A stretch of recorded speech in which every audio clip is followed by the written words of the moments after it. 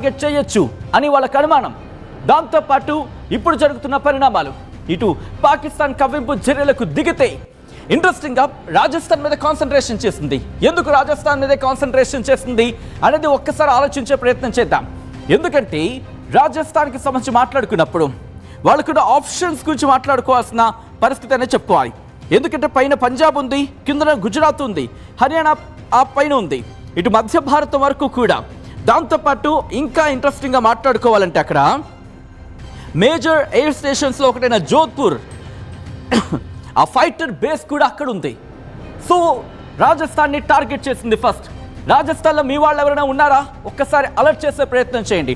ఒకవేళ ఏమైనా అనుమానం ఉంటే కనుక వెంటనే ఇండియన్ ఆర్మీ కావచ్చు, లేకపోతే ఇండియన్ ఫోర్సెస్కి ఇన్ఫర్మేషన్ ఇచ్చే ప్రయత్నం చేయమనండి. ఎందుకంటే స్లీపర్ సెల్స్ యాక్టివేట్ అవుతున్నాయి. ఆ విజువల్స్ మీరు చూస్తున్నారు, ఆ నేవీకి సంబంధించి, వార్ హెడ్స్కి సంబంధించి, దాంతోపాటు అక్కడ తరలిస్తున్న పాక్ యుద్ధ ట్యాంకులు బార్డర్కి చేరుకుంటున్న విజువల్స్ మీరు చూడడం జరుగుతోంది. యుద్ధ ట్యాంకులు బార్డర్కి చేరుకుంటున్నాయి. ఇటు ఎల్ఓసి దగ్గర ఎటువంటి కవ్వింపు చర్యలు దిగుతుందో పాకిస్తాన్ చూసాం. ఈ నేపథ్యంలోని ఆ బార్డర్కి చేరుకుంటున్న యుద్ధ ట్యాంకులు ఏ క్షణమైనా సరే ఇటు పాక్ భారత్తో యుద్ధానికి దిగే అవకాశం ఉందా అంటే అవుననే మాట వినిపిస్తోంది.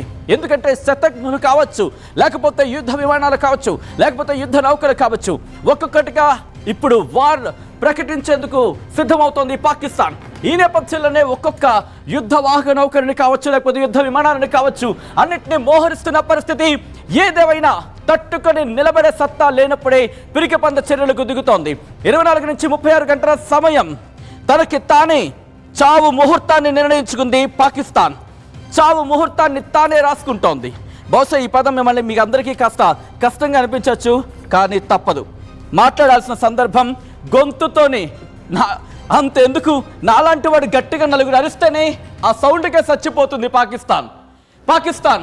నాలాంటి వాడు నలుగురు గట్టిగా అరిస్తేనే చచ్చిపోతావు.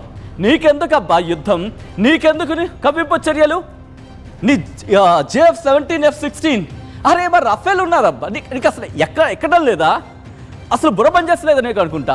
ఎంత కూడా బుర్ర పని చేయటం లేదు నీకు. కవ్వింపు చర్యలకు దిగితే నష్టపోయేది నీవే. ఎందుకంటే మా దగ్గర ఉన్న ఆ సత్తా చెప్తున్నా. एक बार सुनो, दोनों कान लगा के सुनो.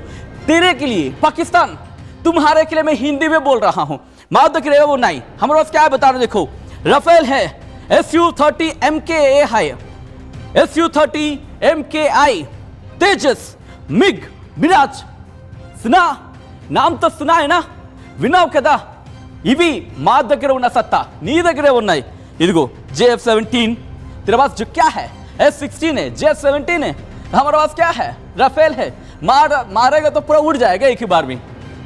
అంతేకాదు, దీంతో పాటు ఒక్కసారి ఆర్మ్డ్కి సంబంధించి మాట్లాడుకుంటే మన దగ్గర 14,55,440 మంది యాక్టివ్ పర్సనల్స్ ఉంటే వాళ్ళ దగ్గర ఎంతమంది ఉన్నారు?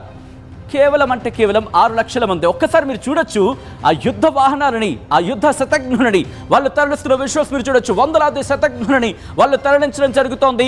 కానీ ఒక్కటి కూడా పడుకొస్తుందా వాళ్ళకే తెలియాలి. తుప్పు పట్టిన సామాన్ అంతటినీ తీసుకెళ్తున్నారు బోర్డర్లోకి. వాళ్లే భయపడుతున్నారు, పాకిస్తాన్ ఆర్మీనే భయపడుతున్న విజువల్స్ మన సోషల్ మీడియాలో చూడడం జరుగుతోంది. ఇదేదో బిల్డప్ అంటున్నారు కదా, బిల్డప్ ఇంకో పేరు పెడుతూ ఉంటారు. బహుశా ఆ పేరు పెడితే ఆ పేరున్న వాళ్ళు ఫీల్ అవుతారు కాబట్టి నా పేరు ఎత్తట్లేదు. ఆ బిల్డప్కి ఏమీ తక్కువ కాదు అనుకుంటా. బహుశా బిల్డప్ పాకిస్తాన్ అనే పేరు పెట్టచ్చేమో. వీడియో రిలీజ్ చేస్తా, నేను ఒక వీడియో రిలీజ్ చేయడం జరిగింది. ఎంత కామెడీ పీస్ అంటే, మరి ముఖ్యంగా అవేవో విమానాలకు సంబంధించి గేమింగ్ వీడియోని మీ పరువు మీరే తీసుకుంటారయ్యా. ఎవడో వచ్చి తీయాల్సిన అవసరం లేదు. పాకిస్తాన్ మీ పరువు మీరే తీసుకుంటారు. F-16, JF-17 అలాగే J-10 ఈ యుద్ధ విమానాల గురించి మాట్లాడుకునే సందర్భంలో ఒక్కసారి రాజస్థాన్ దగ్గర మోహరిస్తున్న ఆ యుద్ధ విమానాలు ఇవే. ఆ రిప్రజెంటెడ్ వీడియోస్ మీకు చూపించడం జరుగుతుంది. F-16, J-10, JF-17 వీళ్ళేమైనా మళ్ళీ ఉద్ధరించారంటే ఏమీ ఉండదు. మళ్ళీని అవి ఎప్పుడు ఎక్కడ ఎలా మొరాయిస్తారో వాళ్ళకే తెలీదు. ఎందుకంటే వాళ్ళకి మెయింటెనెన్స్ ఆ పరిస్థితిలో ఉన్నారు. వాళ్ళు వాటిని మెయింటైన్ చేసే పరిస్థితిలో లేరు. ఇంకా కొన్ని రిపోర్ట్లు ఏం చెప్తున్నాయంటే వాళ్ళ దగ్గర ఉన్న సామాన్ని యుక్రెయిన్కి అమ్మేసుకున్నారంట డబ్బుల కోసం. ఇది ఇంకొక చర్చ. అలాంటిది F-16 మా దగ్గర ఎన్ని ఉన్నాయో లెక్క చెప్తే బహుశా గుండాకి సస్తావేమో. మా దగ్గర F-16 అన్నీ ఉన్నాయి. ఆ నెంబర్ నీకెందుకులే చెప్పి టైం వేస్ట్ మాకు. కానీ మా దగ్గర యుద్ధ సామాగ్రికి సంబంధించి చెబితేనే సగం అవుట్ అయిపోతాం. బోర్డర్కి పాక్ యుద్ధ ట్యాంకులను తరలిస్తున్న సందర్భం, రాజస్థాన్కి సంబంధించి అక్కడ మోహరిస్తున్న సిచ్యువేషన్, దాంతోపాటు